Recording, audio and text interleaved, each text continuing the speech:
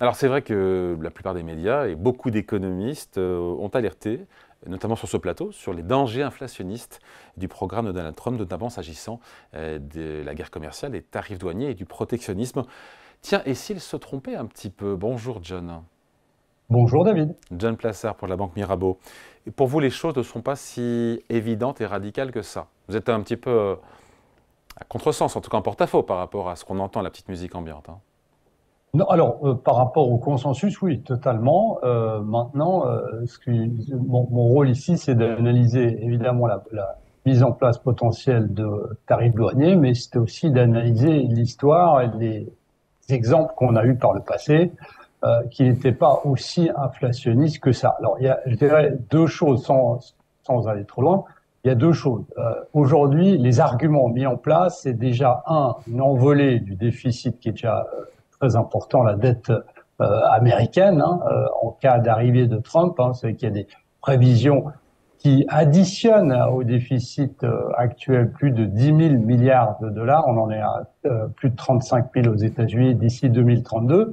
Ça, c'est la première des choses qui serait inflationniste. Puis la deuxième des choses, bien évidemment, c'est les importations étrangères, en particulier celles de Chine et du Mexique, qui risquent d'alimenter l'inflation aux États-Unis en augmentant le coût des biens pour les consommateurs et les entreprises aux États-Unis. Donc ça c'est l'argument principal sur lequel je ne suis pas tout à fait d'accord, voire pas du tout. Et donc, vous voulez prendre l'exemple de la machine à laver. Expliquez-nous. Parce que Trump avait mis à l'époque, lors de son premier mandat, des taxes à l'importation sur les machines à laver qui étaient produites en Chine. On a du recul aujourd'hui sur ce que ça a donné en termes de prix sur les machines à laver, sur l'inflation en général? Oui, tout à fait. Et c'est assez, ça paraît assez étrange hein, de parler de machines à laver et de sèche-linge qui sont souvent mis ensemble. Mais c'est vraiment le cas de base qui a été mis en avant par plusieurs études et plusieurs économistes. Juste un exemple parmi d'autres. Alors, pour revenir en arrière, en 2012, donc c'était pas Trump, hein, alors, le gouvernement américain avait décidé, à cause du dumping, c'est-à-dire des lave-linges très bon marché qui arrivaient de Taïwan et de la Chine, de mettre des taxes de 12%. Et en 2018, c'est des taxes de 20%. Donc ça, c'était sous Trump. Et on a vu ici qu'il y avait un impact limité sur l'inflation globale américaine. Pourquoi? Parce que vous aviez les fabricants qui avaient délocalisé leur production pour éviter les droits de douane. Et surtout, ce qui est très très important, c'est que en fait, les effets inflationnistes sur ces machines à laver et les sèche-linges ont été atténués par les producteurs nationaux et étrangers qui ont absorbé certains coûts et ajusté les chaînes d'approvisionnement. Donc on voit ici que les droits de douane en 2018, si on prend sous l'administration Trump, eh bien, n'ont pas du tout été inflationnistes pour les Américains. Alors maintenant, je pense qu'il y a un autre exemple qu'il faut qu'on prenne, David, qui est peut-être plus global, c'est qu'est-ce qui s'est passé sous l'administration, la première administration Trump, parce que comme vous le savez, il y a des taxes assez importantes qui ont été mises sur certains produits européens, mais surtout sur des produits chinois. Et alors, ça donne quoi sur cette Et analyse? alors, il y a beaucoup d'études aussi qui ont été faites là-dedans, que ce soit des études apolitiques, je dirais, autant démocratiques que des démocrates que des républicains. Et on voit que globalement, ce qui s'est passé lorsque les droits de douane ont été mis sur les produits chinois, c'est que pour le consommateur en moyenne, sur l'année, ça a coûté entre 400 et 500 dollars sans provoquer une inflation généralisée. Et si vous regardez l'inflation sous l'administration Trump, eh bien, elle reste modeste puisque en 2018, elle était en moyenne de 1,9%, puis en 2019, elle était de 2,3%, parce que on a notamment ces entreprises qui ont absorbé les coûts. Donc aujourd'hui, on est dans une situation où on essaye de nous faire croire que ça va être le redémarrage littéral de l'inflation aux États-Unis avec les programmes de Trump. Je vous rappelle quand même que vous avez le président de la Fed de Minneapolis, Neil Kashkari, qui dit clairement que les taxes d'importation de Trump ne seront pas inflationnistes s'il n'y a pas des mesures de rétorsion fortes de la part des autres pays. Qu'est-ce que ça veut dire? Ça voudrait dire que, par exemple, la Chine, sur les produits importés américains en Chine, eh bien, la Chine fasse la même chose. Et on sait que c'est pas le moyen des Chinois de répliquer à des mises en place de taxes. Et on l'a vu aussi, des mises en place de taxes qui peuvent être mises en Europe, puisqu'on a vu que les Européens ont mis des taxes sur les véhicules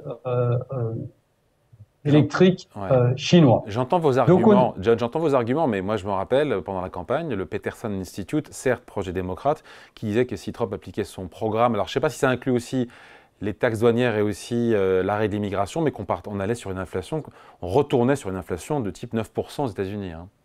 Oui, mais alors, vous savez, il disait exactement la même chose avec une proportion moindre du projet de Kamala Harris. Donc, de toute manière, c'était l'inflation à tout va. Vous savez, ce qu'il faut regarder, c'est assez simple. C'est la composition de l'inflation. La composition de l'inflation, je dirais, l'élément le plus important aux États-Unis, lorsque vous regardez les CPI, par exemple, eh bien, c'est les loyers.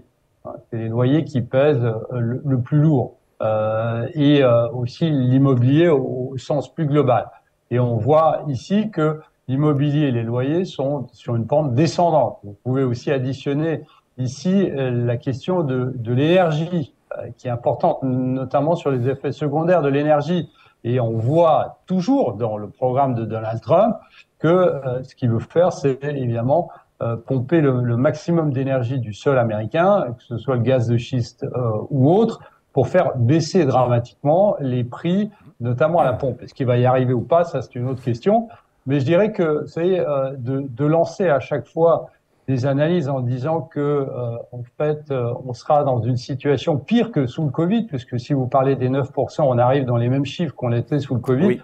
Je n'y crois absolument pas du tout. D'autant que Trump sait que l'inflation, notamment, a pénalisé Joe Biden et notamment Kamala Harris, sa vice-présidente.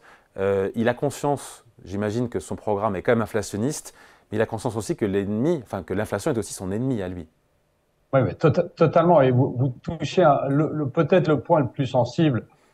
Quoi qu'on pense de Donald Trump, il sait que c'est entre autres l'inflation qui a fait perdre l'administration démocrate. Alors maintenant, on peut parler de l'inflation. Hein. On sait qu'il y a une grande partie qui est due au Covid, mais peu importe. Mais on est ici dans une question où c'est notamment pour ça qu'il veut, comme on le disait avant, eh bien extraire du gaz de schiste en masse pour pouvoir faire baisser les prix. Et d'un autre côté, il sait très bien que si l'inflation remonte fortement immédiatement, eh bien il pourrait perdre les élections de mi-mandat qui sont dans 2 ans seulement, et évidemment pas pouvoir faire passer d'autres lois qu'il considère comme très importantes. Ça c'est la première des choses. Donc il va tout faire là contre. Et n'oublions pas une chose, c'est que c'est un homme qui utilise la menace comme négociation. On sait qu'il l'a fait très souvent, il l'a fait notamment avec le président Macron, lorsque les deux hommes se sont rencontrés, en menaçant de taxer notamment le cognac de plus de 100% si la France devait essayer de taxer les produits américains. Vous savez, on parlait de la taxation des Levi's américains de la part de la France, et il y avait eu cette menace. Alors, les menaces font que c'est le système de négociation de Donald Trump. C'est-à-dire que si aujourd'hui on parle d'une moyenne de 10% d'importation sur les produits globaux, on ne parle pas de la Chine avec les 60%, mais prenons l'exemple de 10% à la place des 2,5% qu'on a aujourd'hui en moyenne, c'est aussi une menace pour pouvoir négocier sur des chiffres qui seraient peut-être plus bas que ces 10%. Et donc, toutes les théories qui ont été mises en place sur un chiffre, c'est-à-dire ces 10%, eh bien, c'est des théories qu'il va falloir revoir. Moi, ici, je ne suis pas du tout dans le camp de ceux qui disent que le 20 janvier, à l'arrivée de Donald Trump, bien, l'inflation va monter quasiment immédiatement. Et si ça devait être le cas, on sait que l'inflation, bien, elle met un moment pour monter, surtout si elle n'est pas en lien avec les prix de l'immobilier, comme je disais avant, qui est vraiment la donnée la plus importante de l'inflation, en tout cas aux États-Unis. Allez, merci beaucoup, merci à vous. Point de vue signé John Plassard pour la Banque Mirabeau. Merci John, salut. Merci David.